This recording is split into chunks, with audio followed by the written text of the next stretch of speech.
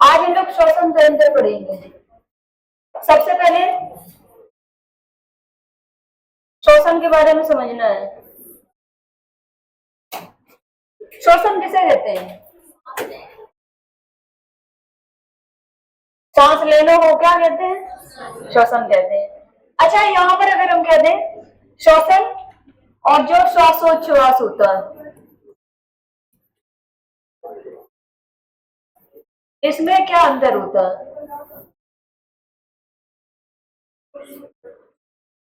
बोलो, श्वसन और श्वासोच्छ्वास में क्या अंतर होता है? और श्वसन कितने प्रकार का होता है? कौन कौन से? वायवी और अवायवी। अच्छा, जो वायवी श्वसन होता है इसका अन्य नाम क्या होता है? देखो समझो, यहाँ पर श्वसन जो होता है, जो बताया, दो टाइप का होता है। जैसे एक होता है ऑक्सी श्वसन और दूसरा होता है, इसी को इंग्लिश में एरोबिक और एनारोबिक श्वसन बोलते हैं। अनाक्सी श्वसन। और यहाँ पर जैसे तुमने पढ़ा होगा, ऑक्सी को ये क्या कहते हैं? वायवी श्वसन, और अनाक्सी को अवायवी श्वसन।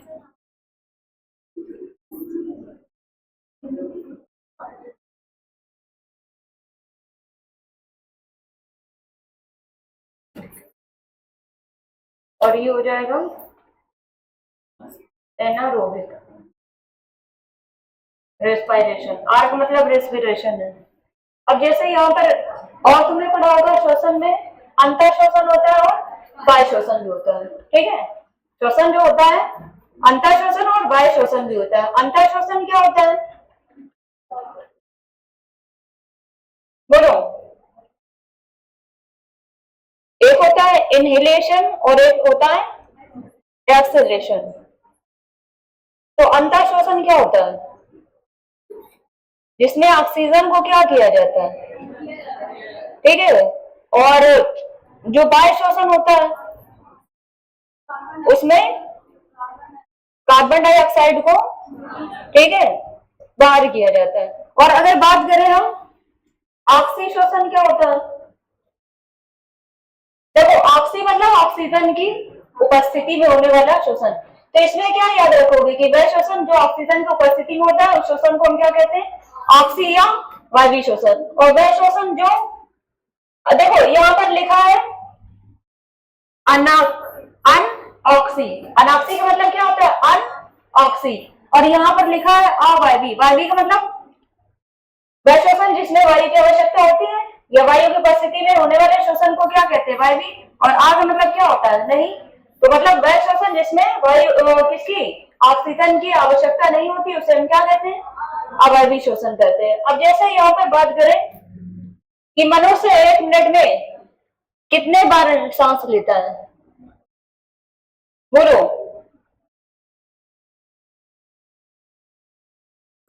60 से 70, 70 से 72, 15 से 18 या 1 से 2? कौन सा होगा?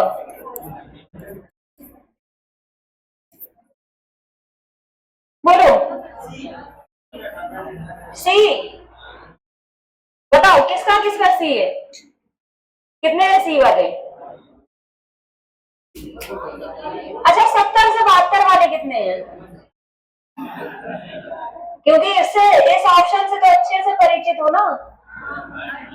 लेकिन ये कहां पर? हार्ट की क्या है?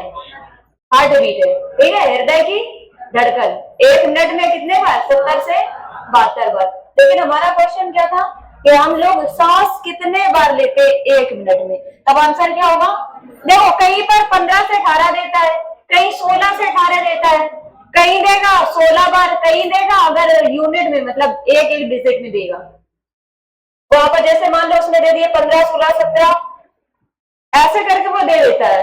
तो कहीं पर इसको 16 माना गया, कहीं पर 18, तो 15 से 18 के रेंज में, या कहीं कहीं पर तुम 16 से 18, जितनी बुक देखोगे सबने ये वैल्यू अलग अलग दी रहती है। और जैसे उसमें देखोगे जो पीवाईक्यू है, ठीक है, उसमें 15 से 18 ही ज्यादातर दिया है, 15 से 18 या 16 से 18, यही दो डिजिट मिलेंगी। तो अब यहां पर अगर बात करें कि जो हम लोग सांस लेते हैं, तो सांस लेते समय और सांस छोड़ते समय किन किन गैसों की आवश्यकता, अभी ना नोट करो, अभी हम पूरा लिखाएंगे। देखो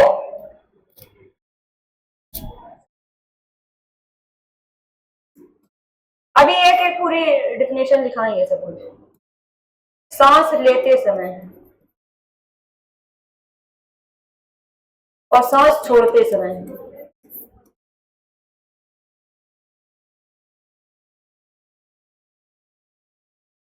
जैसे बात करें नाइट्रोजन, ऑक्सीजन और कार्बन डाइऑक्साइड, तो बताओगे सांस लेते समय नाइट्रोजन गैस कितनी होती है? बोलो 72, अच्छा 78%। वायुमंडल में कितनी पाई जाती है नाइट्रोजन, वही याद रखोगे, ठीक है। तो कितनी पाई जाती है? 72 पाई जाती है, 78 पाई जाती है, 78% पाई जाती है ना। और अगर बात करें ऑक्सीजन, कितनी 21% पाई जाती है। यहाँ पर जो कार्बन डाइऑक्साइड है 0.03% होती है।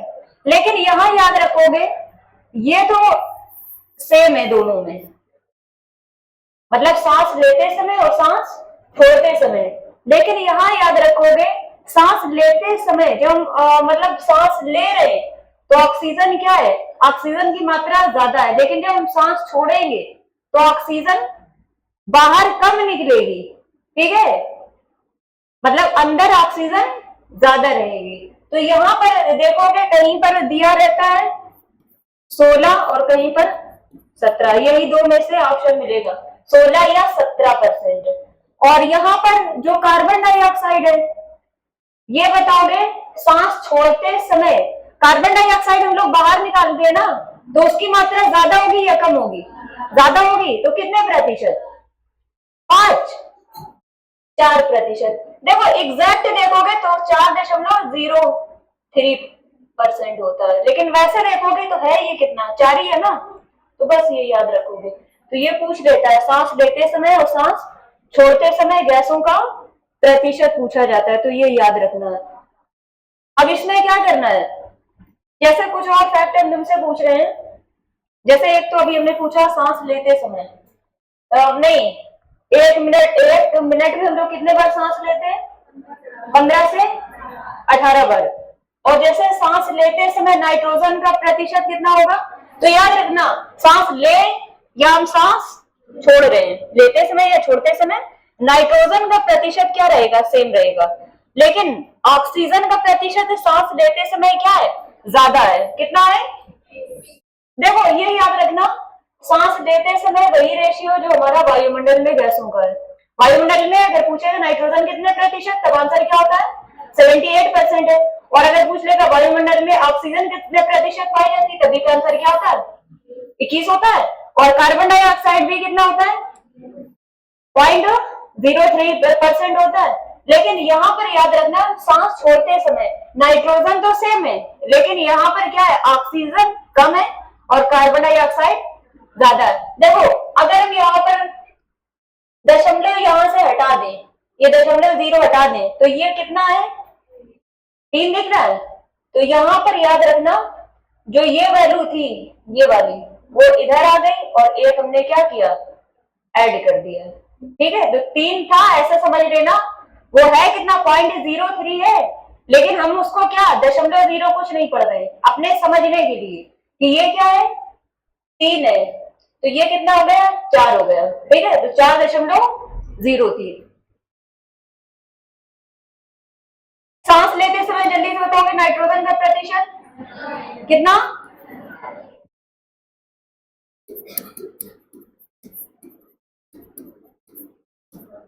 और सांस छोड़ते समय कितना?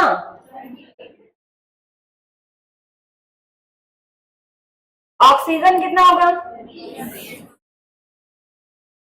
और छोड़ते समय 16 से।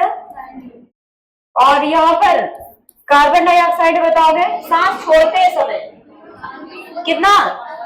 4 और सांस लेते समय 0.03%। और 1 मिनट में कितने बार? 15 से 18 बार। और अगर हम पूछ ले, जिस तरीके से हमने बताया था कि जो तंत्रिका तंत्र है, तंत्रिका तंत्र की जो सबसे छोटी इकाई होती है वो क्या होती है? नेफ्रॉन या न्यूरॉन? न्यूरॉन होती है। इसी तरीके से वृक्क मतलब किडनी की सबसे छोटी इकाई क्या होती है? नेफ्रॉन होती है। तो हम अगर पूछ ले लंग्स की सबसे छोटी इकाई क्या होती है, फेफड़ों की जो सबसे छोटी इकाई होती है उसे हम क्या कहते हैं? तो याद रखना एल्वोलाई। क्या कहते हैं? एल्वोलाई या कूपिकाएं कहते हैं। देखो यहाँ पर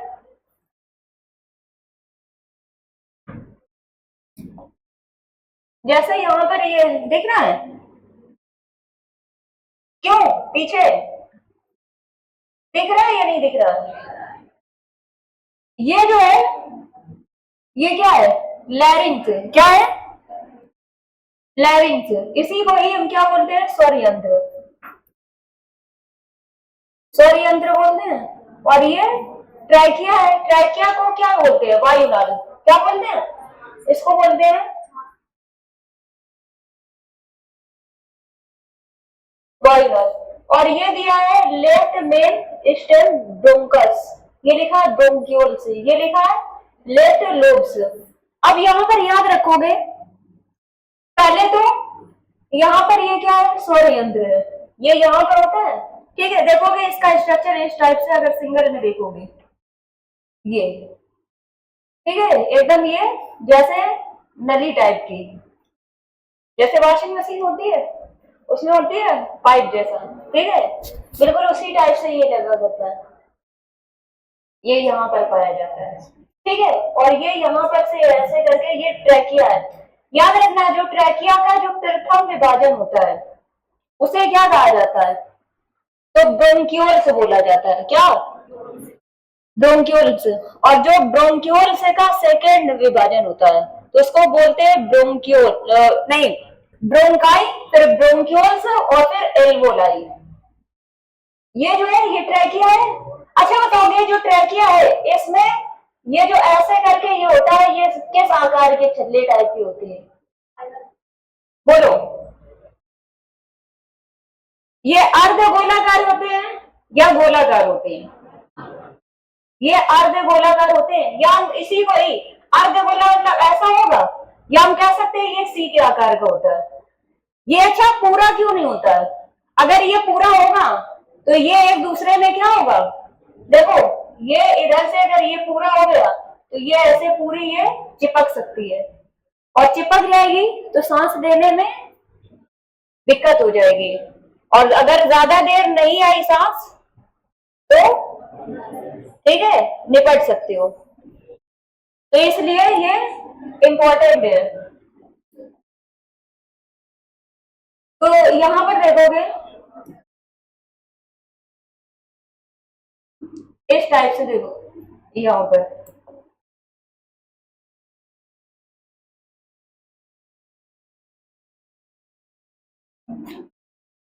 ये हमारी क्या है? साइनस है।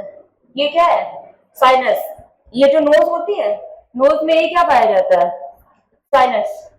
और फिर इसके बाद में ये क्या है? ये नोज है। ठीक है, जिसमें क्या 2 छिद्र पाए जाते हैं। और इसी में ही अच्छा ये जो हमारे नाक में जो रोम या हेयर टाइप की संरचनाएं पाई जाती है वो उसका मेन वर्क क्या होता है? क्या करती है? ठीक है, जितने जो धूल के कण वगैरह होते हैं या बैक्टीरिया वगैरह होते हैं इनको अंदर नहीं जाने देती है। ठीक है, ये इनको क्या करते हैं? वही रूट जो हमारे हेयर होते हैं, ठीक है, उसी में क्या करते हैं? उनको वहीं पर रोक लेते हैं, तो अंदर इसको जाने नहीं देते हैं। और फिर इसके बाद में ये भी हमने बताया लैरिंग्स है, जिसको क्या कहते हैं? स्वर यंत्र कहते हैं। अच्छा ये किसमें हेल्प करता है स्वर यंत्र? ठीक है, बोलने कर सकते हैं या ध्वनि उत्पन्न करता है।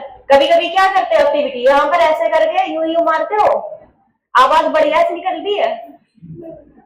और फिर इसके बाद में ये क्या है, ट्रेकिया है। यहाँ पर से ये लैरिंग्स है, फिर ये क्या है, ये ट्रेकिया है। अब देखोगे यही जो ट्रेकिया है, ट्रेकिया का प्रथम विभाजन ब्रोंकस है। क्या है, ट्रेकिया का प्रथम विभाजन पूछ लेता है तो उसे हम क्या कहते हैं, ब्रोंकस। फिर इसके बाद में जो इसका सेकेंड विभाजन होगा, यहां से देखोगे ये ऐसे करके ये ट्रेकिया आया, यहां से ये इसमें ब्रोंकस में डिवाइड हुआ, फिर यहां पर से ऐसे करके ये किसमें, ब्रोंक्यूल्स में डिवाइड हुआ। अब यही जो ब्रोंक्यूल्स है इसमें एल्वोलाई में डिवाइड हो गए। ये जो बिल्कुल महीन महीन सी ये अंगूर नुमा संरचनाएं दिखाई दे रही, इनको क्या बोलते हैं, एल्वोलाई बोलते हैं। एल्वोलाई को हिंदी में क्या बोलते हैं, कोपिकाएं बोलते हैं। ये देख रहे हो, ये सारी जो इसमें अंगूर के गुच्छे के समान दिख रही है, एल्वोलाई इसी को ही कोपिकाएं बोलते हैं, कोपिकाएं। और ये क्या है, फेरिंग्स, ग्रसनी जिसको बोलते हैं, इसको बोलते हैं नजल कैविटी, स्फेनोइडल साइनस। अब यहां पर अच्छा ये जो दिख रहा है इसको क्या बोलते हैं, ये ऐसे करके ये क्या बोलते हैं, इसको डायाफ्राम बोलते हैं। क्या बोलते हैं, डायाफ्राम। ये जो हमारे लंग्स होते हैं, अच्छा लंग्स जिस कैविटी मतलब जिस होल में सुरक्षित रहते हैं उसे हम क्या कहते हैं, हमारे फेफड़े किसके अंदर सुरक्षित रहते हैं,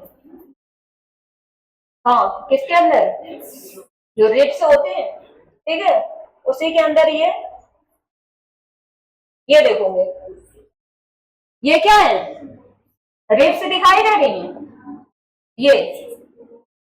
अच्छा बताओगे जो हमारा दाया फेफड़ा और बाया फेफड़ा, ये दो होते हैं फेफड़े, तो कौन सा फेफड़ा जो होता है वो बड़ा होता है, कौन सा छोटा होता है, बोलो ये कौन सा है, राइट या लेफ्ट, ये अच्छा इसमें कौन सा बड़ा होगा, राइट वाला बड़ा। अच्छा हमारा हार्ट जो होता है दाएं साइड स्थित होता है या बाएं साइड, बाएं साइड होता है, तो हमारा जो दाया फेफड़ा होगा यहां पर देखोगे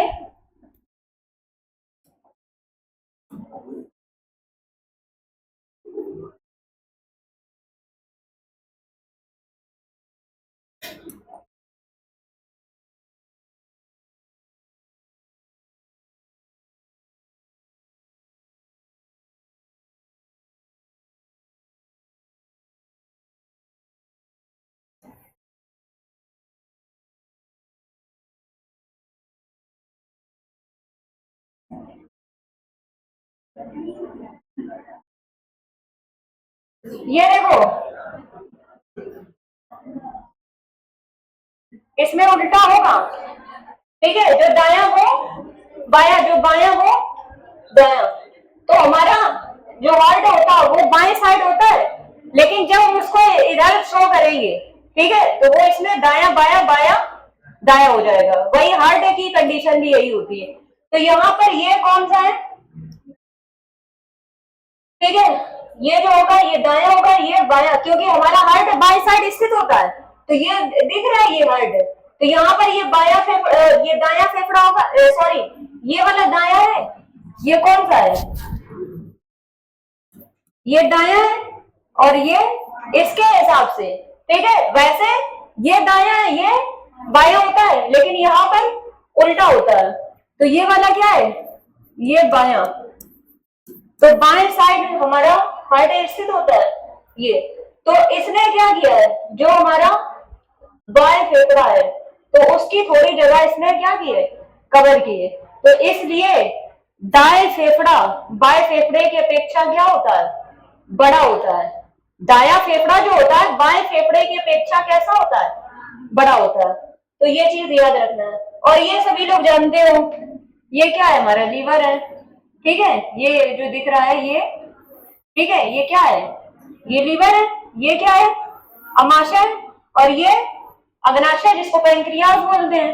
और फिर ये बड़ी आंत हो जाएगी, ठीक है, ये क्या हो जाएगी, ये बड़ी आंत, ये, और ये छोटी आंत, स्मॉल इंटेस्टाइन और इसके अलावा ये जो दिख रहा है ये क्या होता है, गॉल ब्लैडर, पित्ताशय जिसको बोलते हैं। अच्छा, जैसे तुमने सुना होगा कि जो पित्ता होता है, पित्ता मतलब वही पित्ताशय, तो इसमें जो स्टोन होता है जल्दी से क्यों नहीं घुल पाता है? जैसे किडनी में जो स्टोन होता है वो घुल जाता है ना, लेकिन इसमें क्यों नहीं घुल पाता है, बोलो। ज्यादातर इसका क्या होता है, ऑपरेशन होता है, और ऑपरेशन के बाद में देखो इसमें जैसे कभी कभी क्या होता है कि कुछ डॉक्टर बोलते हैं कि ये निकल जाएगा, और अगर उसने दवा दी तो वो घोल के जाएगा, जो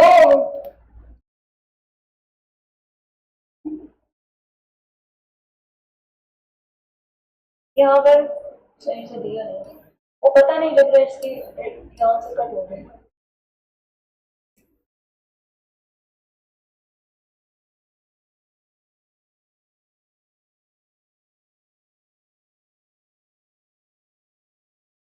चलो पहले हम स्टार्ट कर रहे हैं।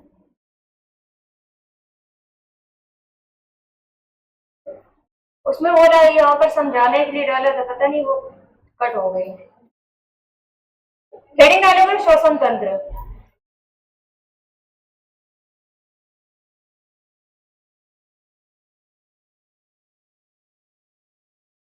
ट्रैकिया का फर्स्ट डिवीजन क्या कहलाता है बताओ?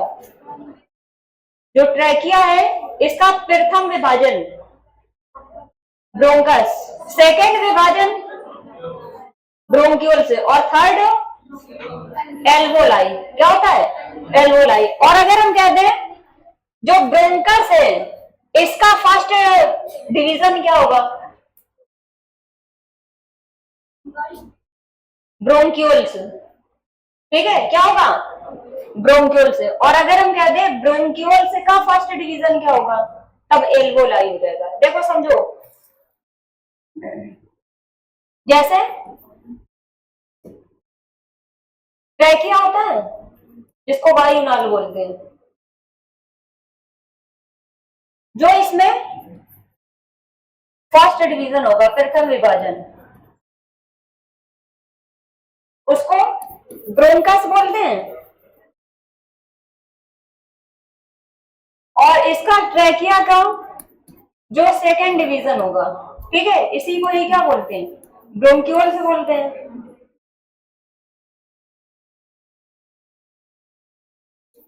ब्रोंक्यूल से। इसके बाद में जो थर्ड डिवीजन होगा उसे क्या कहते हैं, एल्वोलाई बोलते हैं, एल्वोलाई बोलते हैं। अब जैसे हमने बोला था कि जो ब्रोंकस है, ब्रोंकस का फर्स्ट डिवीजन, तो ये जो ब्रोंकस है इसका फर्स्ट डिवीजन क्या हो जाएगा, ब्रोंक्यूल्स हो जाएगा। और अगर हम कह दें कि ब्रोंकस का सेकंड डिवीजन क्या होगा, एल्वोलाई हो जाएगा। और यहीं पर अगर हम कह दें ब्रोंक्यूल्स का फर्स्ट डिवीजन क्या होगा, तब एल्वोलाई हो जाएगा। यहाँ पर तीनों क्वेश्चन समझना, अगर ट्रैकिया का थर्ड डिवीजन पूछेगा एल्वोलाई, ट्रैकिया का सेकंड डिवीजन पूछेगा ब्रोंक्यूल से, ट्रैकिया का फर्स्ट डिवीजन पूछेगा ब्रोंकस, या ब्रोंकाई भी दे देता है। और अगर यहाँ पर पूछ लेगा जो ब्रोंकस है या ब्रोंकाई है इसका फर्स्ट डिवीजन, तब क्या हो जाएगा, इसका फर्स्ट डिवीजन ब्रोंक्यूल से। और इसी का ही ब्रोंकस या ब्रोंकाई का सेकंड डिवीजन क्या होगा, एल्वोलाई हो जाएगा। और ब्रोंक्यूल से का फर्स्ट डिवीजन, ये ब्रोंक्यूल से है, इसका फर्स्ट डिवीजन पूछ रहे हैं, तो यही है, ठीक है। और इसमें देखो इस तरीके से ये दिखाई देते हैं, ये ठीक है, ये दिख रहा है, यही है, ये राइट ब्रोंकस है, ये लेफ्ट ब्रोंकस है, ये ब्रोंक्यूल्स है। और यहां पर देखोगे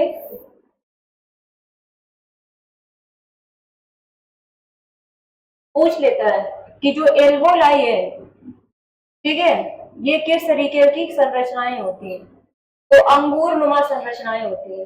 कैसी? अंगूर के गुच्छे के समान संरचनाएं दिखाई देती है। और इसके अलावा जैसे श्वसन तंत्र में अगर पूछ लेगा कि मनुष्य के मुख्य श्वसन अंग क्या होते हैं, तब आंसर क्या होगा? मनुष्य के मुख्य श्वसन अंग, तब आंसर क्या होगा? फेफड़े। मुख्य श्वसन अंग। देखो वैसे नोज भी है, नजल कैविटी है, लैरिंग्स, लैरिंग्स के अलावा फेरिंग्स, ये सारे जितने भी पार्ट है भी पढ़े हैं, ठीक है। इसके अलावा जैसे ट्रैकिया भी पढ़ा, ब्रोंकस, ब्रोंकिया, ब्रोंक्यूल्स, और इसके अलावा एल्वोलाई, ये सारे हमारे क्या है? श्वसन के पार्ट हैं। लेकिन मुख्य श्वसन अंग क्या होते हैं? फेफड़े होते हैं। क्या होते हैं? फेफड़े होते हैं। जैसे मान लो अगर हम पूछ ले मछलियों में मुख्य श्वसन अंग क्या होते हैं? गिल्स होते हैं, जिन्हें क्या बोलते हैं? गलफड़े बोलते हैं। और यहीं पर अगर हम पूछ ले जो मेंढक होता है, मेंढक के बारे में कई बार पूछा गया है। तो मेंढक में 3 टाइप से होता है। जो मेंढक है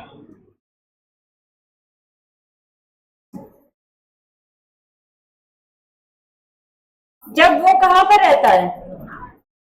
स्थल में रहता है, तो वो हम लोगों की तरीके, ठीक है, सांस लेता है, मतलब फेफड़ों से। और जब वो कहां रहता है? पानी में, तब मछलियों की तरीके वर्क करता है, ठीक है, गलफड़े, गिल्स। और जब वो कहां पर रहता है? मिट्टी में रहता है। जैसे नम मिट्टी देखिए, नमी वाले स्थान में जब रहता है तब किसके माध्यम से? स्किन के माध्यम से श्वसन करता है। तो इसके बारे में कई बार क्वेश्चन पूछा जाता है, ठीक है। तो अब जो हेडिंग डाली थी, क्या हेडिंग डाली थी? श्वसन तंत्र। अब श्वसन तंत्र में हेडिंग डालोगे श्वसन। श्वसन को इंग्लिश में क्या बोलते हैं? रेस्पिरेशन।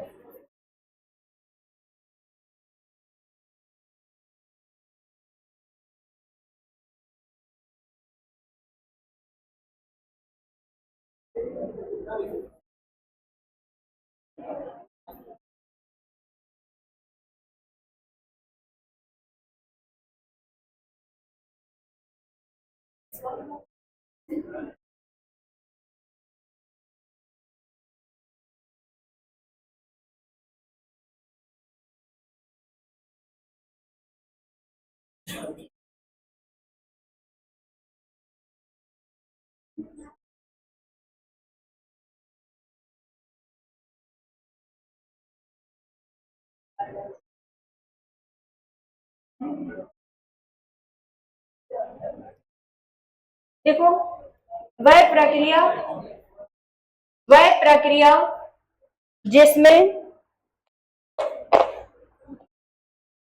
वह प्रक्रिया जिसमें जीव अपनी कोशिकाओं के द्वारा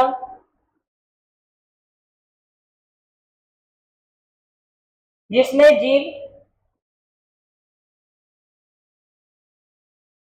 अपनी कोशिकाओं के द्वारा तथा पर्यावरण के बीच, पर्यावरण के बीच गैसों का आदान प्रदान करते हैं, पर्यावरण के बीच गैसों का आदान प्रदान करते हैं, उसे श्वसन कहते हैं।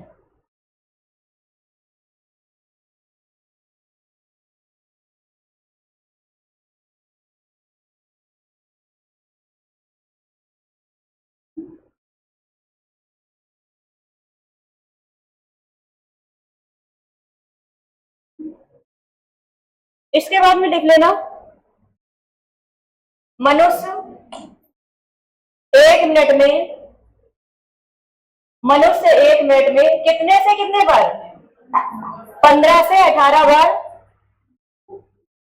मनुष्य 1 मिनट में 15 से 18 बार सांस लेता है।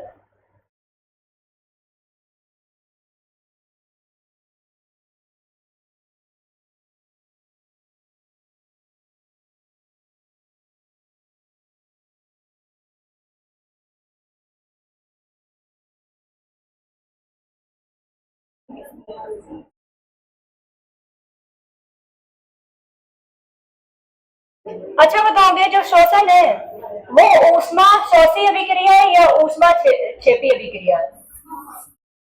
बोलो। श्वसन जो है ऊष्मा अवशोषी या ऊष्मा क्षेपी अभिक्रिया है? बोलो। तो ये श्वसन जो है वो ऊष्मा क्षेपी अभिक्रिया है। ये लिख लेना, ये क्वेश्चन पूछा गया है कि श्वसन किस प्रकार की अभिक्रिया है, क्योंकि इसमें हम क्या करते हैं, कार्बन डाइऑक्साइड को बाहर निकालते हैं, ऑक्सीजन को क्या करते हैं, ग्रहण करते हैं। लिख लेना, श्वसन एक प्रकार की ऊष्मा क्षेपी अभिक्रिया है। इंग्लिश में इसको क्या बोलते हैं, ऊष्मा क्षेपी को?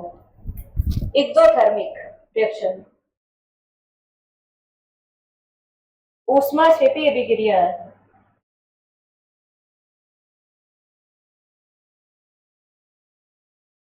अच्छा बताओगे, आरबीसी में श्वसन क्यों नहीं होता है? आरबीसी जो है इसमें श्वसन नहीं होता है, क्यों? जिस तरीके से हम लोगों के श्वसन अंग क्या होते हैं, फेफड़े होते हैं, इसी प्रकार की हमारी सबसे छोटी, हमारे शरीर की जो सबसे छोटी इकाई होती है उसे क्या कहते हैं, कोशिका कहते हैं। कोशिका जो है, ठीक है, कोशिका जो कोशिका का श्वसन अंग किसे कहा जाता है? माइटोकॉन्ड्रिया को कहते हैं श्वसन अंग, ठीक है। माइटोकॉन्ड्रिया को और किस नाम से, कोशिका का, ठीक है, पावर हाउस कहते हैं। क्या कहते हैं? कोशिका का पावर हाउस कहते हैं। क्यों कहते हैं?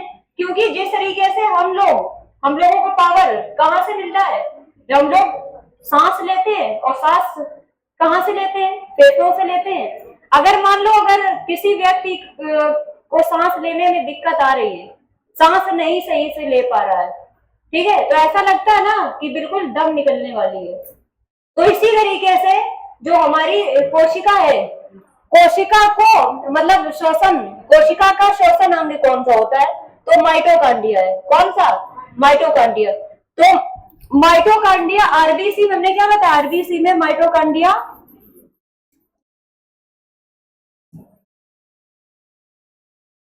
नहीं पाया जाता है, ठीक है। और जब माइटोकॉन्ड्रिया नहीं होगा तो इसमें, क्योंकि माइटोकॉन्ड्रिया ही क्या होता है, श्वसन अंग होता है। जैसे मान लो अगर मनुष्य में कह दिया जाए कि श्वसन क्यों नहीं कर पा रहा है, तो इसका मतलब क्या है, उसके लंग्स में दिक्कत है। तो ऐसा ही यहाँ पर माइटोकॉन्ड्रिया क्या है, उसमें है ही नहीं, और माइटोकॉन्ड्रिया ही क्या होता है, कोशिका का श्वसन अंग है, ठीक है। तो इसमें नोट डाल के लिख लेना, आरबीसी में माइटोकॉन्ड्रिया नहीं पाया जाता है, इसलिए इसमें श्वसन नहीं होता है। आरबीसी में माइटोकॉन्ड्रिया नहीं पाया जाता है, आरबीसी में माइटोकॉन्ड्रिया नहीं पाया जाता है, इसलिए इसमें श्वसन नहीं होता है, इसलिए इसमें श्वसन नहीं होता है।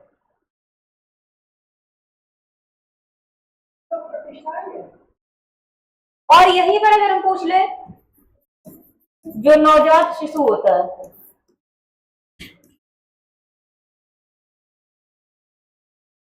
श्वसन दर कितनी होगी, बोलो जल्दी। हम लोगों में 15 से 18 बार, लेकिन यहाँ पर क्या है, नवजात शिशु, इसमें कितनी होगी, ज्यादा होगी या कम होगी, ज्यादा होगी। जिस तरीके से हम लोगों में हड्डियां कितनी होती है, 206, लेकिन बच्चों में कितनी होती है, 300 के एबव होती है, ठीक है। ऐसे ही यहाँ पर याद रखना 20 से 25 बार, ठीक है, 20 से 25 बार लिख लेना, नोट डाल के लिख लेना। एक नवजात शिशु में श्वसन दर 20 से 25 बार प्रति मिनट होती है।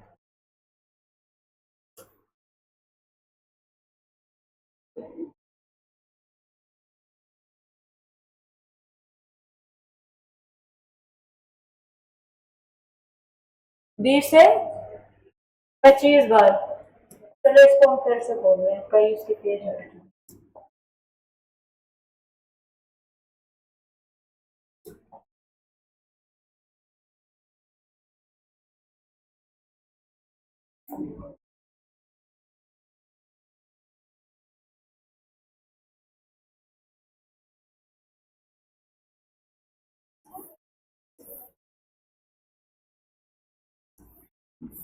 अच्छा चलो ठीक है।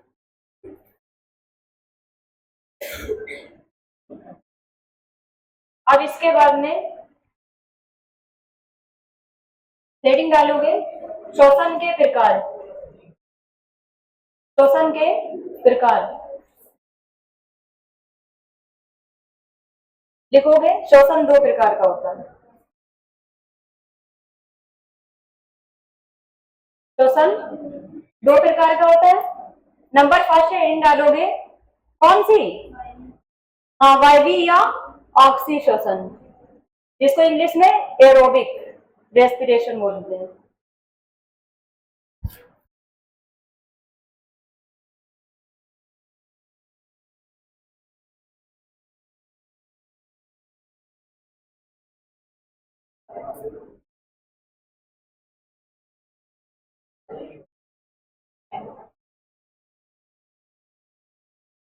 तो ऑक्सी या वायवी श्वसन किसे कहते हैं? अभी भी बताया था कि वह श्वसन जो ऑक्सीजन की उपस्थिति में होता है उसे हम क्या कहते हैं? ऑक्सी या वायवी श्वसन कहते हैं। लिख लो जल्दी से। वह श्वसन जो ऑक्सीजन की उपस्थिति में होता है, वह श्वसन जो ऑक्सीजन की उपस्थिति में होता है उसे ऑक्सी या वायवी श्वसन कहते हैं।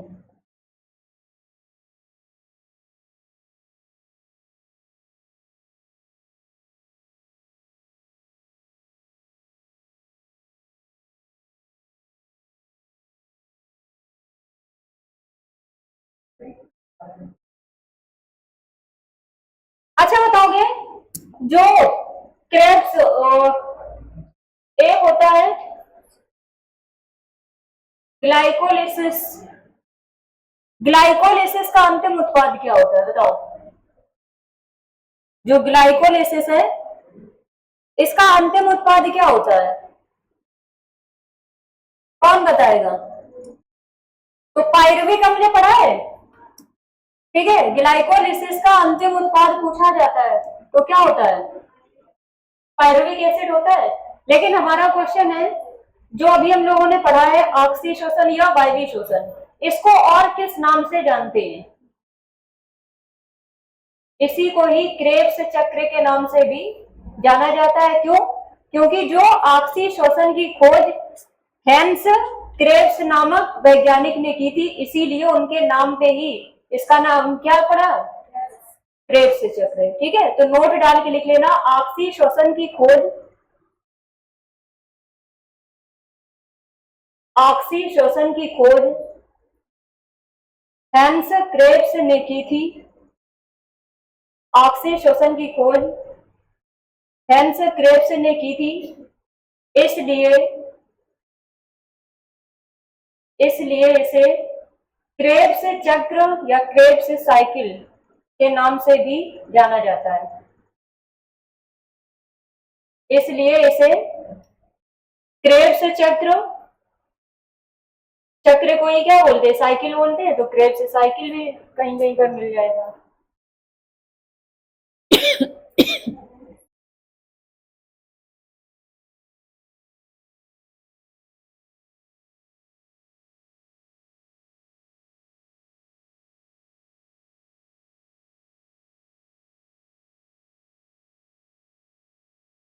और पूछ लेता है ऑक्सी शोषण की क्रिया कहाँ संपन्न होती है? ऑप्शन देगा केंद्रक, कोशिका द्रव, माइटोकॉन्ड्रिया या गाल्गी गाय। तो अगर ऑक्सी शोषण है, ठीक है, तो ऑक्सी मतलब ऑक्सीजन वाला, ठीक है। तो याद रखना कि जिस तरीके से हम लोग क्या करते हैं, जब सांस लेते हैं तो ऑक्सीजन को ग्रहण करते हैं, ऐसे ही हमारे लिए हमारी कोशिका का श्वसन अंग क्या होता है? माइटोकॉन्ड्रिया होता है, ठीक है। तो वही चीज याद रखना। तो लिख लेना ऑक्सी शोषण की क्रिया माइटोकॉन्ड्रिया में संपन्न होती है। ऑक्सी शोषण की क्रिया माइटोकॉन्ड्रिया में संपन्न होती है। और जैसे यहां पर पूछ लेगा कि इसका अंतिम उत्पाद क्या होता है, जो ऑक्सीशोषण है इसका अंतिम उत्पाद, तो C6H12O6 है। हमने क्या बताया कि ये जो प्रोसेस है किसकी उपस्थिति में होती है, ऑक्सीजन की उपस्थिति में होती है। तो यहाँ पर क्या लोगे 6O2, क्या लोगे 6O2, और यहाँ पर जो बनेगा 6CO2 प्लस 6H2 और प्लस ऊर्जा। अब देखो यहां पर जो कार्बन के मॉलिक्यूल कितने 6 हैं, यहां पर देखोगे कार्बन बैलेंस हो गया, यहां पर हाइड्रोजन के 12 ये, ठीक है, हाइड्रोजन के कितने 12 थे, 6 दूनी 12 हो गए, ठीक है, मतलब ये भी हमारा बैलेंस हो गया। अब देखोगे ऑक्सीजन के 6 ये है और 12 ये है, 12 6 18 है, तो देखोगे 6 दूनी 12 और 6 18, ठीक है। तो यहाँ पर ये अगर तुम्हें रिएक्शन पता है तो आराम से जो भी पूछेगा वो बता सकते हो, ठीक है। पूछ लेगा ऑक्सीशोषण का अंतिम उत्पाद क्या होता है, तो इसमें क्या है अंतिम उत्पाद में कार्बन डाइऑक्साइड और जल, ठीक है, या देगा एथिल अल्कोहल और कार्बन डाइऑक्साइड ऐसे करके भी देगा, तो वो उसमें अनाक्सीशोषण में आएगा। तो यहाँ पर ये वाली रिएक्शन नोट कर लेना, नोट करो।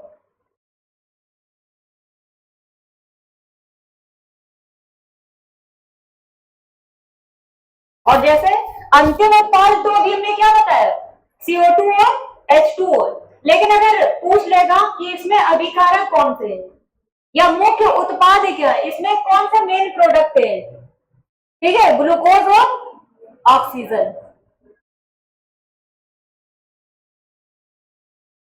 नोट हो गया।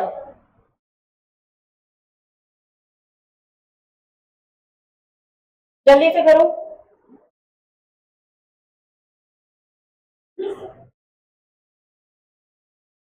और इसमें नोट डाल के क्या लिख देना कि ऑक्सीशोषण में अंतिम उत्पाद, ऑक्सीशोषण में अंतिम उत्पाद क्या होते हैं, हाँ कार्बन डाइऑक्साइड और जल। ऑक्सीशोषण में अंतिम उत्पाद कार्बन डाइऑक्साइड और जल होते हैं। इसके बाद में हेडिंग डालोगे अनाक्सी या अवायवी, और इंग्लिश में बोलते हैं एनारोबिक रेस्पिरेशन। अनाक्सी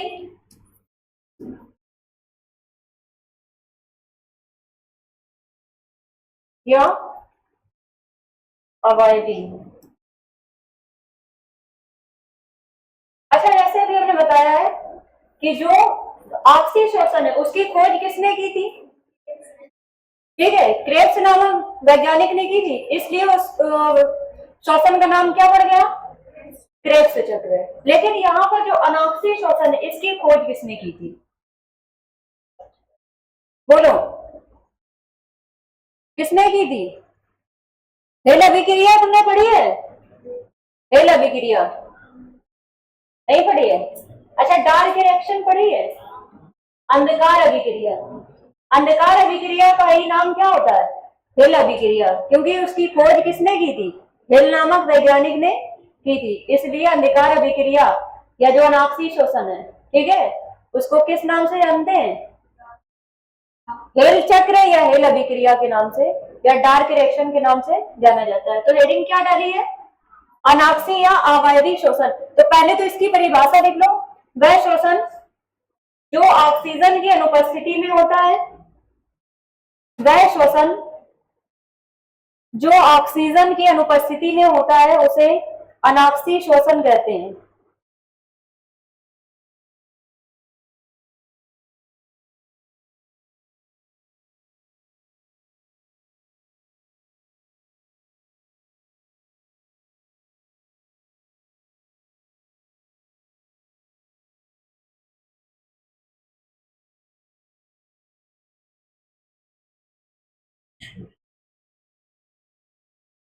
अब जैसे मान लो उसमें हमने क्या लिया था, C6H12O6 लिया था, मतलब ग्लूकोज।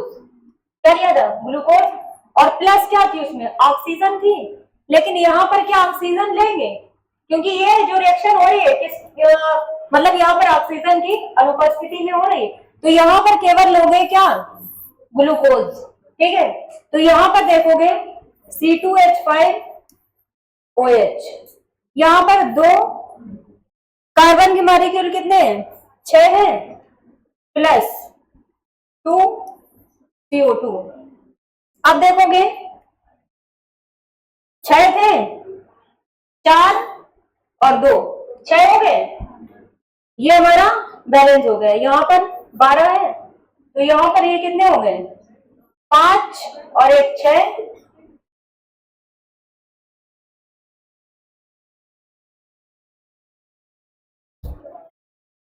बारह है ना। अगर यहाँ पर रिएक्शन इसको बैलेंस कर देंगे तो C2H5OH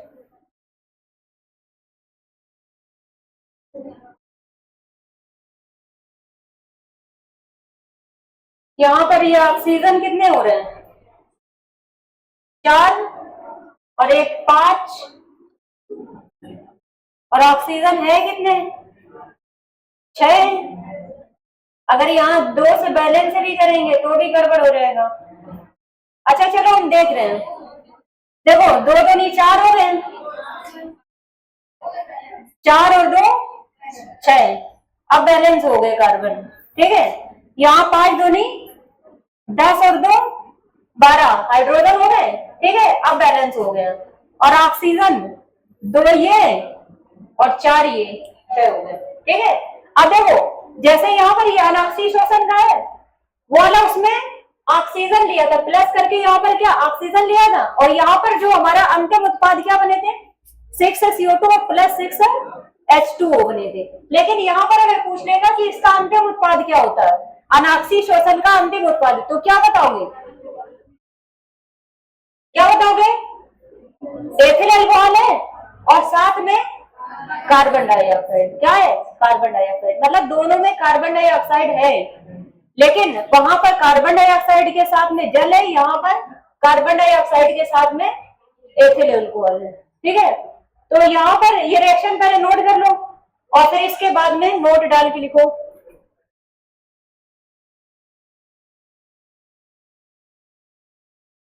नहीं दिख रहा है, चलो इस साइड नोट करो।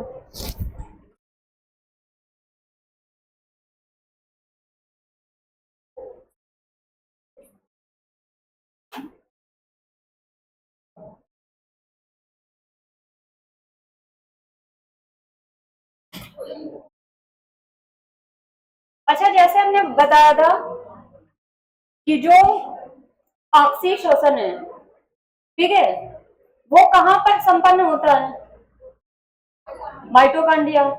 ऐसे यहां पर अगर हम पूछ ले कि जो अनाक्सी शोषण है, इसकी क्रिया कहां संपन्न होती है, बोलो, केंद्रक माइटोकॉन्ड्रिया, मतलब केंद्रक प्लस माइटोकॉन्ड्रिया, केंद्रक प्लस कोशिका द्रव, या केंद्रक प्लस गोल्जी का, या केवल केंद्रक द्रव,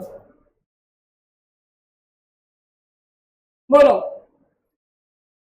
और वैसे अगर हम पूछ लें अपनी लैंग्वेज में, ठीक है, कि अनाक्सी शोषण की क्रिया कहां संपन्न होती है, तो जैसे हम कहते हैं मांसपेशियों में, हड्डियों में, लंग्स में, ऐसा करके कोई भी हम 4 ऑप्शन बनाते हैं, तब वहां पर आंसर क्या होगा, सिंपल सा, तब आंसर क्या होगा, मांसपेशियों में। क्यों, क्योंकि तुमने पढ़ा होगा कि मांसपेशियों में अगर कौन सा अम्ल जमा हो जाता है, लैक्टिक अम्ल। ठीक है, लैक्टिक अम्ल अगर हमारी मांसपेशियों में जमा हो जाता है, तभी की वजह से हमें क्या महसूस होती है, थकान महसूस होती है। ठीक है, तो ये चीज नोट डाल के लिख लेना। अनाक्सी श्वसन की क्रिया मांसपेशियों में संपन्न होती है। अनाक्सी श्वसन की क्रिया मांसपेशियों में संपन्न होती है।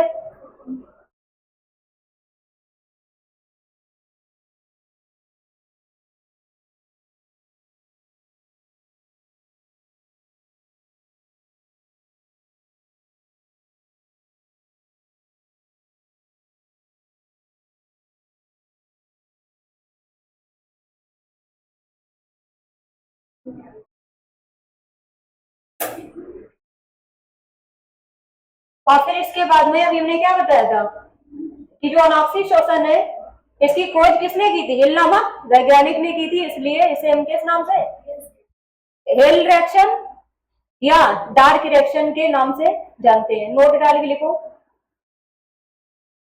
अनाक्षी श्वसन की खोज, अनाक्षी श्वसन की खोज हिल नामक वैज्ञानिक ने की थी, हिल नामक वैज्ञानिक ने की थी, इसलिए इसे हिल रिएक्शन या डार्क रिएक्शन, हिल रिएक्शन मतलब हिल अभिक्रिया या डार्क रिएक्शन, डार्क मतलब अंधकार अभिक्रिया के नाम से भी जाना जाता है।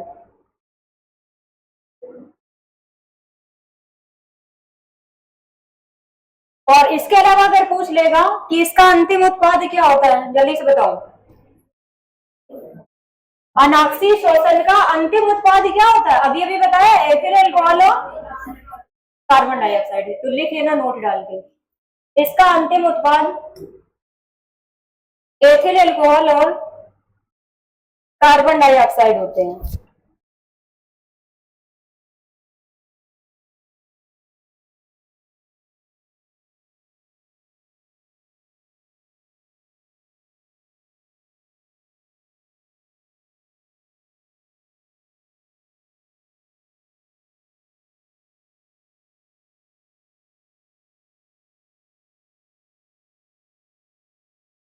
और जैसे अगर पूछ लेगा कवक में, ठीक है, कवक में किस प्रकार का शोषण होता है? तो अनाक्षी शोषण कवक में होता है। तो नोट डाल के लिख लेना, कवक में अनाक्षी शोषण होता है, उसमें आक्षी शोषण नहीं होता है। कवक में अनाक्षी शोषण होता है। कवक में अनाक्षी शोषण होता है।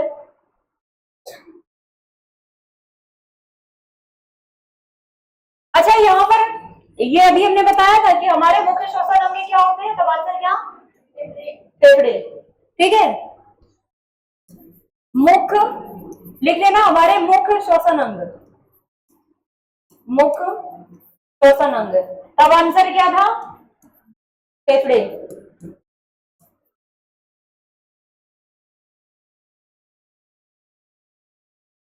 अब यहां पर हमारा दूसरा क्वेश्चन है कि स्टडी ऑफ लंग्स मतलब फेफड़ों का अध्ययन क्या कहलाता है? बोलो, इसका अध्ययन क्या कहलाता है? तो पल्मोनोलॉजी कहलाता है। क्या कहलाता है? पल्मोनोलॉजी। लिख लेना, फेफड़ों का अध्ययन पल्मोनोलॉजी कहलाता है। ये लिखा हुआ है PULMONOLOGY। फेफड़ों का अध्ययन पल्मोनोलॉजी कहलाता है। नोट हो गया? इसके बाद में बताओगे हमारे शरीर का जो सबसे भारी अंग होता है या सबसे बड़ा अंग कौन सा होता है? बोलो, सबसे भारी अंग कौन सा है? हाँ, लीवर। सेकेंड लार्जेस्ट पार्ट कौन सा होगा? बोलो, अगर पूछेगा हमारे शरीर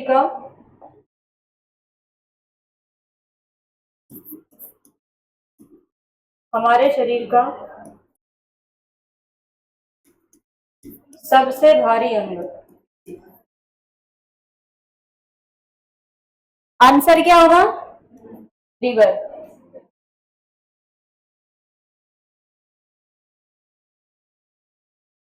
लीवर, यकृत या जिसको जिगर बोलते हैं। लेकिन यहां पर अगर हम पूछ ले हमारे शरीर का दूसरा सबसे बड़ा, हमारे शरीर का, ठीक है, सेकेंड लार्जेस्ट पार्ट, दूसरा सबसे भारी अंग, तब आंसर क्या होगा? फेफड़े। क्या होगा? अच्छा, फेफड़ों का वजन कितना होता है? तो याद रखना 1.5 से 1.7 केजी, ठीक है। 1.5 से वही लगभग वही 1.25 किलो होता है। लिख लेना, नोट डाल के फिर ये लिखना कि फेफड़ों का वजन 1.5 से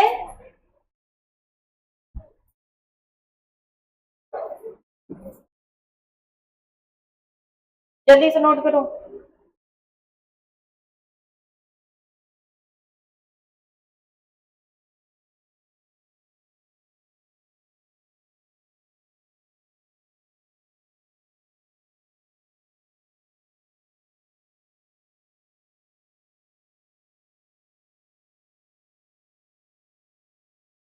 हो गया?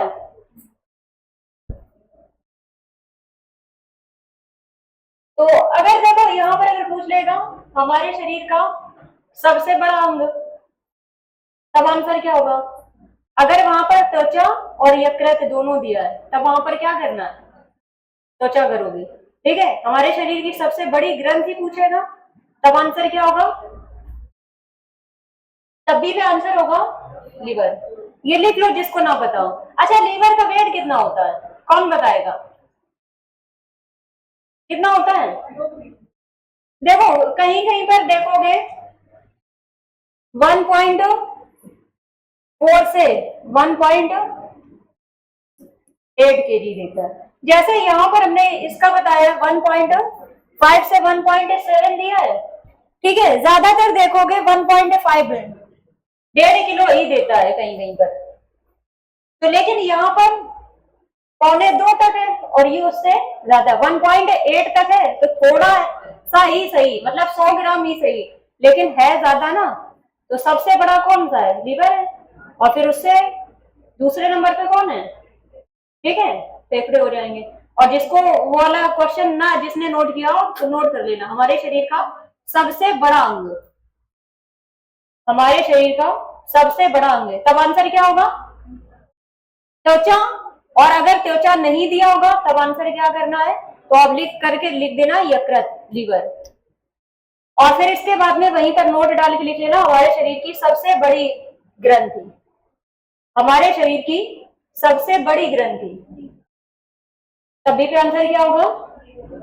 और हमारे शरीर की सबसे बड़ी बहिस्रावी ग्रंथि अग्नाशय, तभी पे आंसर यकृत होगा। तो ये सारे फैक्ट एक ही जगह पे नोट कर लो।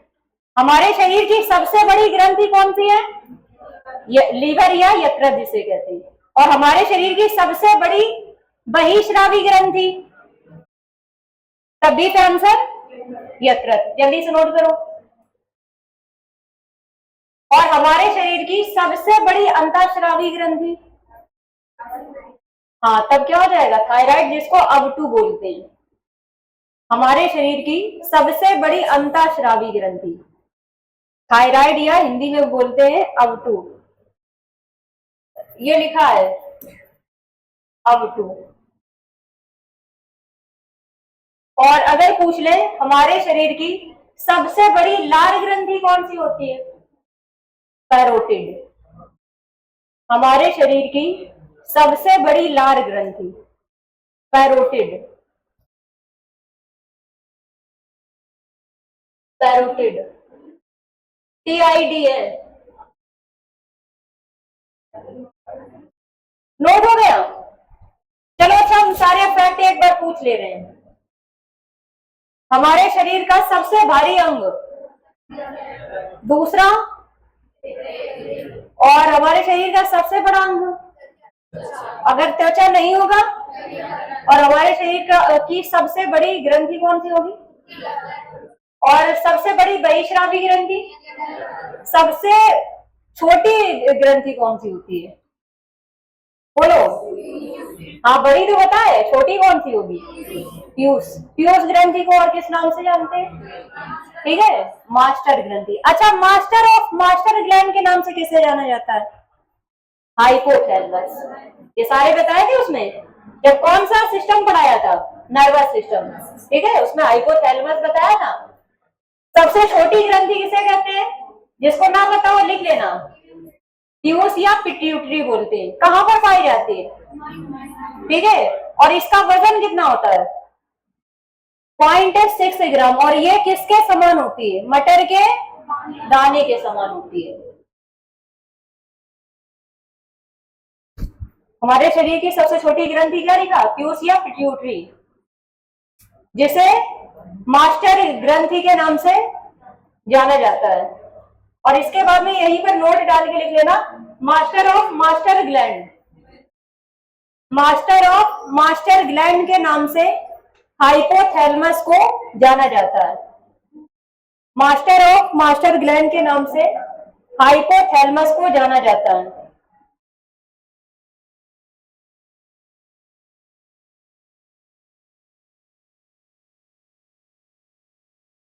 और इसके अलावा जैसे भी हमने बताया था कि हमारी मांसपेशियों में कौन से अम्ल के जमा होने के कारण थकान महसूस होती है, जिसको ना पता हो, जिसने ना लिखा हो तो लिख लेना।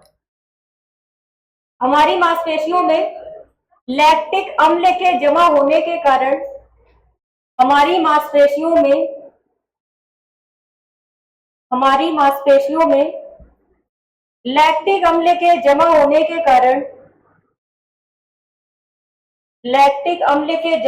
के कारण थकान महसूस होती है। अच्छा, मांसपेशियों के अध्ययन को क्या कहा जाता है? मायोलॉजी। लिख लेना, मांसपेशियों के अध्ययन को मायोलॉजी कहते हैं। मांसपेशियों के अध्ययन को मायोलॉजी।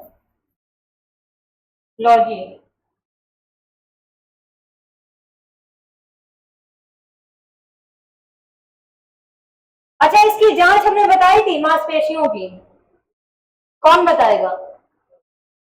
मांसपेशियों की जांच एक बताई थी ईसीजी, एक ईओजी, एक ईईजी और ईएमजी।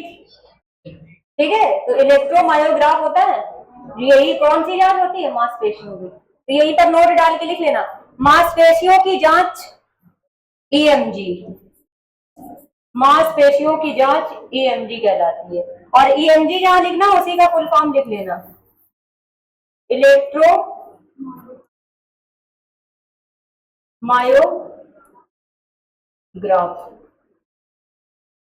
ये लिखा है इलेक्ट्रोमायोग्राफ।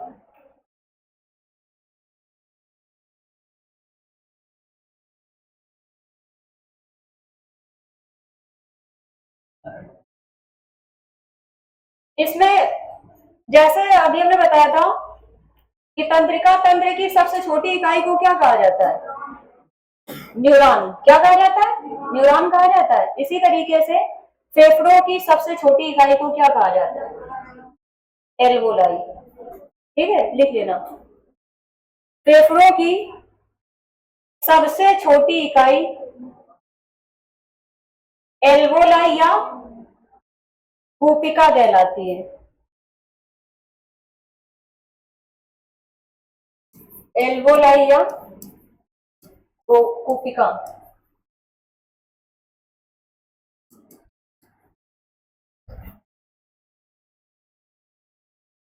और जैसे पूछ लेगा कि एल्वोलाई जो संरचनाएं होती, मतलब किसके समान संरचनाएं होती है? ठीक है, तो अंगूर के गुच्छे के समान संरचनाएं होती है। और जैसे पूछ लेगा कि छोटी आंत में अंगुली नुमा संरचनाओं को क्या कहा जाता है? जो छोटी आंत होती है उसमें अंगुली नुमा संरचनाओं को क्या कहा जाता है? तो उसे कहते हैं विलाई। बताया था, VILLI, VILLI।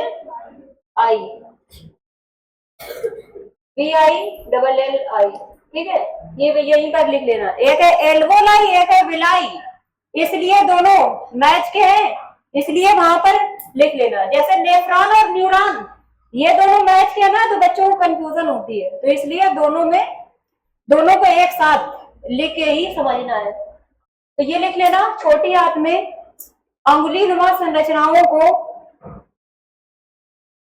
विलाई कहते हैं।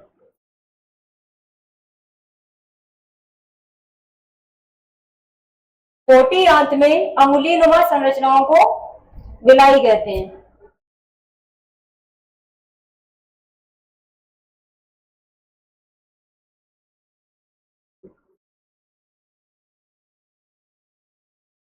अच्छा बताओगे, हमने भी पूछा था 1 मिनट में हमारी श्वसन दर कितनी होती है? कितनी? 15 से 18। नवजात में कितनी? 20 से 25 प्रति मिनट होती है। लेकिन हमारा क्वेश्चन है कि अधिकतम श्वसन दर कब होती है और न्यूनतम कब होती है? बोलो। अधिकतम दौड़ने के बाद वो हार्ट बीट होती है, उस समय सांस जो है ना थम सी जाती है, श्वसन दर कम होती है, ठीक है। लेकिन अगर पूछेगा हार्ट बीट दौड़ते समय तो वो बढ़ जाती है। जैसे ही अगर तुम दौड़ के आओगे ना तो ऐसे रख के देखोगे तो हार्ट बिल्कुल ऐसे ऐसे जल्दी जल्दी, ठीक है। तो यहां पर हम पूछ रहे हैं अधिकतम श्वसन दर,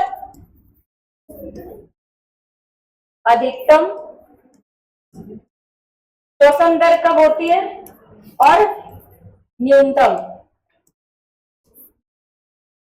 न्यूनतम श्वसन दर कब होती है?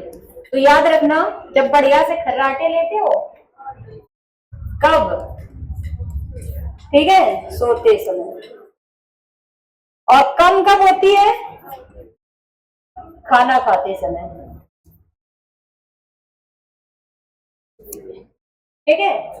क्योंकि श्वास नली जो हमारी पैरिंग्स और लैरिंग्स है, ठीक है, ये एक इधर से फूड पाइप होती है, ये दोनों, क्योंकि वो क्या हो जाती है जब खाना खाते हैं तो ये श्वास नली क्या हो जाती है, बंद हो जाती है, ठीक है। और जब छींक वगैरह आ जाती है तो उसका जो एपिग्लॉटिस बोलते हैं, ठीक है, ढक्कन द्वार, वो क्या हो जाता है, खुल जाता है। तो आना चाहिए फूड पाइप में और चला कहाँ जाता है, ठीक है, हाँ, श्वास नली में। नोट हो गया ये वाला अधिकतम श्वसन दर और न्यूनतम श्वसन दर, लिख लिया है? जिसने नहीं लिखा जल्दी से लिखो। और हाँ, जो हमने बताया था स्टार्टिंग में, गैसों का प्रतिशत, चलो वाला पेज बढ़ गया, इसमें लिख लेना सांस लेते समय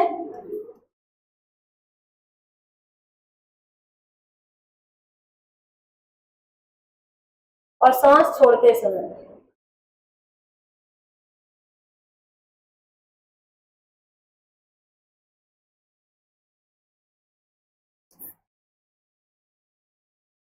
नाइट्रोजन, ऑक्सीजन और कार्बन डाइऑक्साइड। अब जल्दी से बताओ इनमें दोनों में कितना होगा, ठीक है, दोनों में कितना, 78 और 78। यहां पर कितना होगा, 21%। यहां पर कितना होगा, 16 या 17। और यहां पर कितना होगा, और यहां पर कितना होगा, 4.03। जल्दी से नोट कर लो।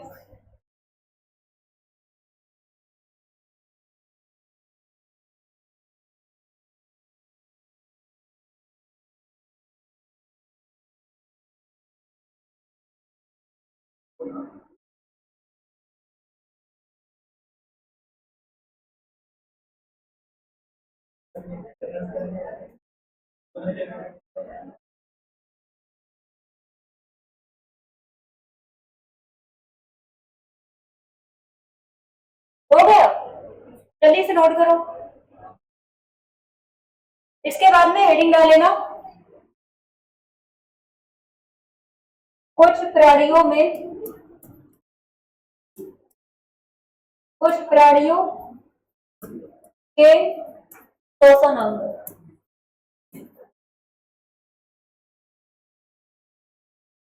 एक तरफ लिखोगे प्राणी और दूसरी तरफ श्वसन अंग।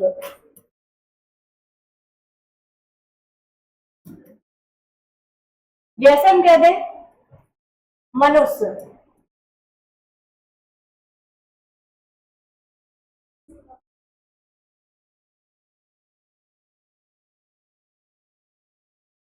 ये हो गया ना।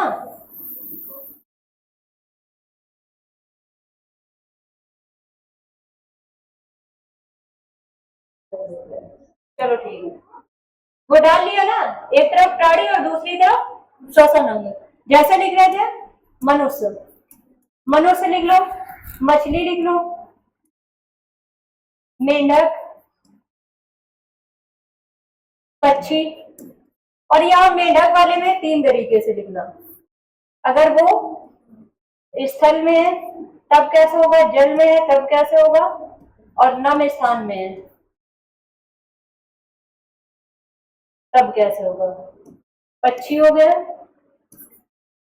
कीट, सांप, और इसके अलावा जैसे कॉकरोच में भी पूछ लेता है। अच्छा, कॉकरोच जानते हो? कॉकरोच को, इसको और किस नाम से जानते हैं? हाँ, हिंदी में से क्या कहते हैं? तिलचट्टा कहते हैं। हाँ, कुछ सोचते हैं ये कॉकरोच जो है हिंदी वर्ड है, और तिलचट्टा पूछो तो कहते नहीं देखा है। कहते कॉकरोच देखा है, हाँ देखा है, वो भी जाएगा। चलो आ गया। हाँ, इसके अलावा कीट हो गया। हाँ, उसमें पूछ लेता है केचुए में।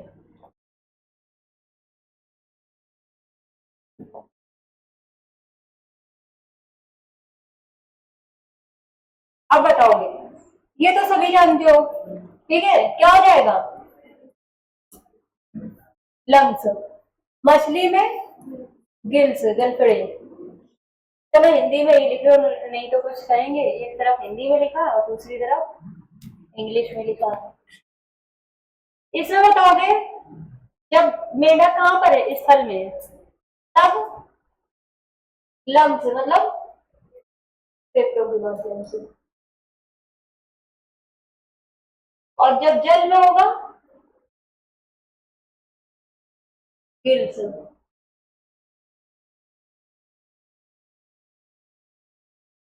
और जब नम स्थान पर है इसके।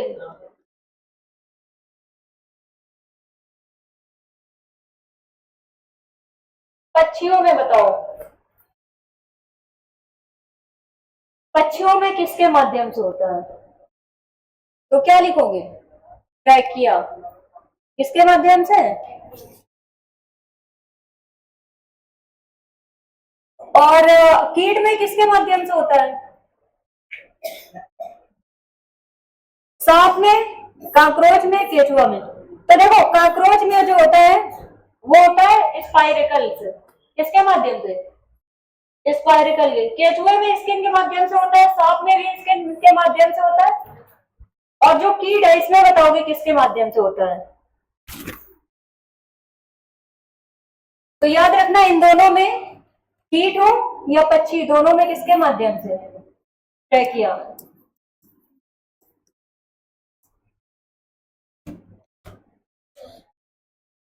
और केचुए में और सांप में, ठीक है, स्किन। इसमें होता है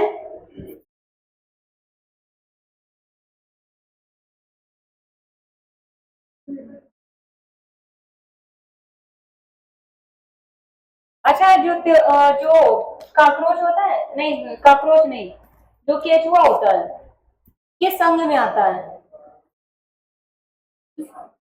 हाँ, एनिलिडा, मोलस्का, कार्डेटा, या इकाइनोडर्मेटा। जो केचुआ है वो किस संघ का प्राणी है? अच्छा, हम लोग किस संघ के प्राणी है? हाँ, अपना याद है, केचुए का बता दो। एनिलिडा। अच्छा, इकाइनोडर्मेटा में कौन था? जो स्टार फिश है, ठीक है, वो इसी में आते हैं। पूछ लेता है इसका, ठीक है, कि केचुआ किस संघ का प्राणी है, और कॉकरोच किस में आता है? कॉकरोच कौन? एंथ्रो आर्थ्रोपोडा होता है, ठीक है। ये इंसेक्ट वर्ड जो होता है ना, इसमें यही सारे आ जाते हैं। कॉकरोच हो गया, क्या हुआ? क्या नीचे?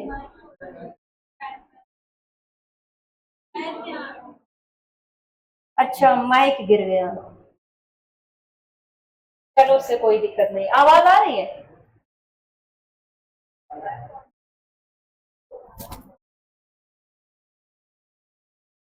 कट कर दूं? डिस्चार्ज होगी क्या?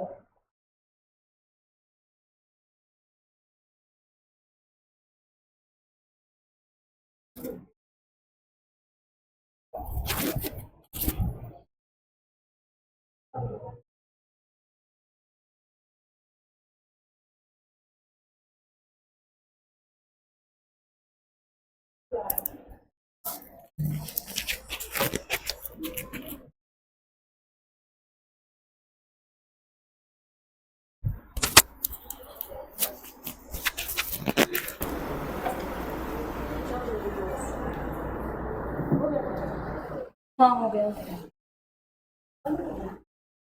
हाँ ठीक है, कर दीजिए।